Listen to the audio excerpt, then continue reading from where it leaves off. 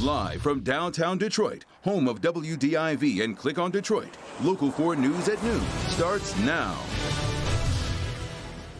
Hair and nail salons across the metro area reopening today as Governor Whitmer allows more sectors of the economy to re-engage. What changes you should expect to see. Plus, a woman files a lawsuit alleging police brutality. The Southfield Police Department is responding what they are saying about the incident in question.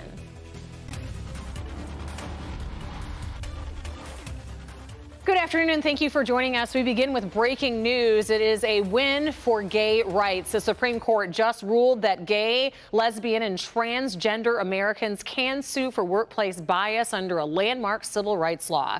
In a 6-3 ruling, the court says a provision of the 1964 Civil Rights Act that bars job discrimination because of sex also covers lesbian, gay, and transgender workers. One of the cases ruled on today involved Amy Stevens of Redford Township, who was fired from her funeral home over her decision to dress and appear as a woman. Stevens died last month. The majority opinion in the case was written by Justice Neil Gorsuch, who was appointed by the court, by President Trump, to the court, I should say.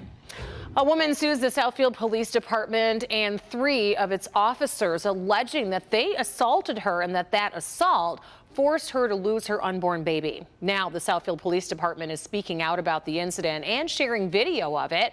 It happened back in January. Let's get to Priya Mann. She joins us now live. And Priya, what is the police chief saying about all this? Well, Rhonda, the chief is defending his officer's action, saying this is not a case of police brutality and that he's appalled by allegations his officers would treat a black person differently from a white person, or that they would knowingly tase a woman who's pregnant. Now, they did share dash cam video from that incident. As you mentioned, it happened on January 9th. Police were called to this residential area because the woman's family called police saying she was acting erratically, that she had mental health issues, and that she was trying to take a child from the home. Her child, a 6-year-old girl. The woman, Crystal White, is being defended by Jeffrey Feiger. Now, Feiger has said that police knowingly tased this woman who was pregnant. Police say that is not the case. They had no idea that she was pregnant until she told them that when she was in the back of the squad car. Police also said they came to that home knowing that there might be a child who's in danger, that a 6-year-old child was, the woman was trying to take that child from the home. So this is what they were dealing with when they got there. They say when they approached the woman, she charged them. Here's what the police chief had to say just moments ago. Again, when you look at the narrative that was suggested, that we knowingly would tase a pregnant woman, that is appalling to me. It's a gross negligence, and it lends on criminality. It is also alarming to me that it was suggested that this police department would have treated her differently if she was a white woman from an affluent community. We responded because the family asked us to help. The family outlined concerns of mental status, aggressive behavior, and things that were going on inside the location. Now, Feiger says his client suffered severe injuries, including broken teeth, and that she ultimately lost her baby because she was tased. The chief denies those allegations. These police officers who are named in the lawsuit are not on any administrative leave. They are continuing to do their duties as planned. Now, we have spoken to Jeffrey Feiger's office. We're expecting to hear back, and we'll have much more on this lawsuit coming up tonight. Reporting live from Southfield, I'm Priya Mann, Local 4. All right, Priya, thank you. Now to the questions surrounding the death of Priscilla Slater. Michigan State Police have launched an investigation into how she died. The 38-year-old was found dead in a Harper Woods holding cell last week after being taken in for custody. 2 supervisors and 4 civilian aides in that police department are now on administrative leave over the incident. Priscilla's death sparked multiple protests over the weekend, including one in front of the mayor's home on Sunday. Harper Woods officials say that the cause of death will not be known until an autopsy is complete. Meanwhile, developing right now, relatives and supporters of Paul Whelan demand justice after he is sentenced to prison on spying charges in Russia. The Novi native sentence of 16 years in a maximum security prison was handed down just after 4:30 U.S. time this morning. Whelan has been in Russia since he was arrested in December of 2018 on espionage charges. Russian officials say that they found a thumb drive with a list of classified employees from a Russian security agency. Family members and the U.S. Embassy say Whelan's trial was unfair. Obviously, we're disappointed that he had any sentence at all. He should have been acquitted. There's been no evidence. He is a tourist who was arrested for spying in Russia, and the charges have never been substantiated. I've described these proceedings as a mockery of justice, and today just confirmed it. An American citizen has been sentenced to a term of 16 years for a crime for which we have not seen evidence. Paul Whelan's family says that lawyers will appeal the verdict. We'll continue to follow and keep you updated on any developments or changes. Meanwhile, it is a big day here in Michigan, especially here in Metro Detroit, because today hair and nail salons, barbershops, spas, all reopening with strict new guidelines. This morning, Detroit Police Chief James Craig was one of the first people to take advantage of the latest step to reopen the state's economy with a haircut. You can see video of him getting that haircut at Detroit's Executive Cuts on Joseph Campo near Franklin in downtown Detroit. And with the case count still trending downward, manicures, pedicures, and haircuts, and something many of us have been waiting for months, have been able to resume. And consumer investigator Hank Winchester joining us now live this noon with what a look. Well, look at what's being done, of course, to ensure that not only the customers, but also, of course, all of our stylists are safe. And Hank, I've been watching your hair grow over the last few months. I kind of like it, though.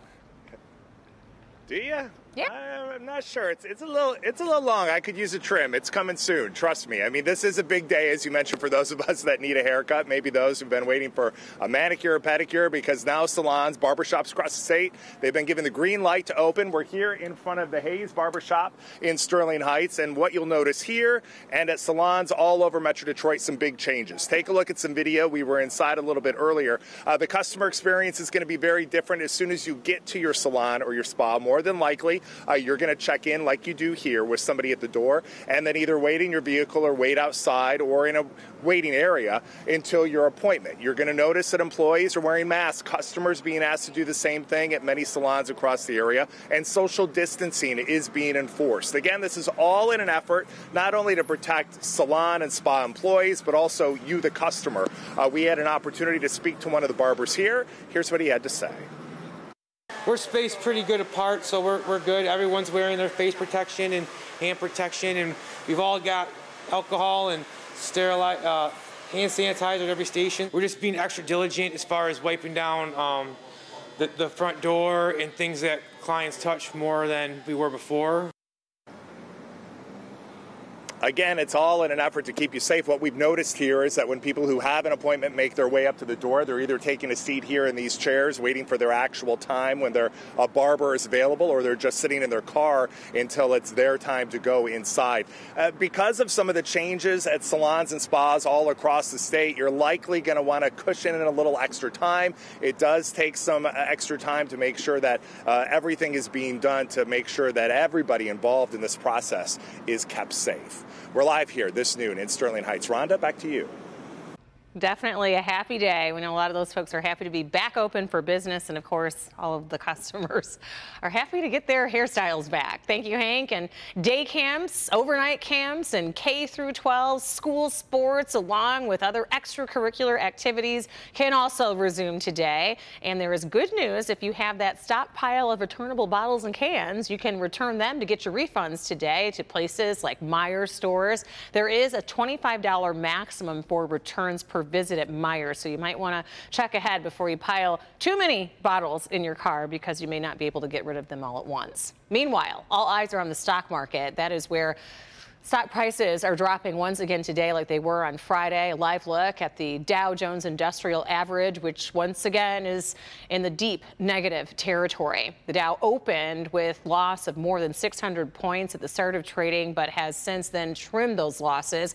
Investors are reacting to spikes in coronavirus cases in several states that are seeing that second surge after lifting lockdowns early. There's also negative news that the restaurant industry lost $120 billion from March to May because of those forced closures. As our economy slowly continues to reopen, let's take a look at the impact of the coronavirus here at home. Here's the various latest numbers. As of Sunday afternoon, there were 3 confirmed deaths from COVID-19.